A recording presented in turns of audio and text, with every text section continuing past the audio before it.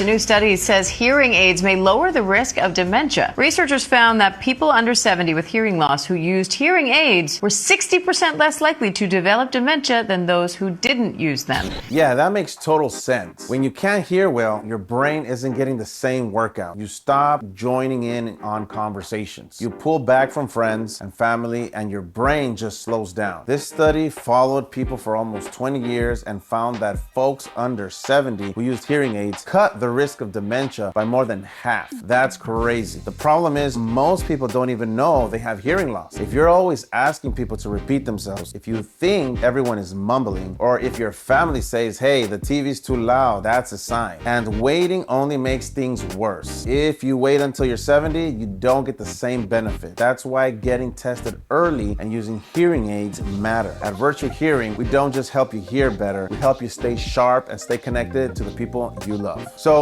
if you want to just come to our office and get a free hearing test, DM us and we'll give you a free hearing test and consultation.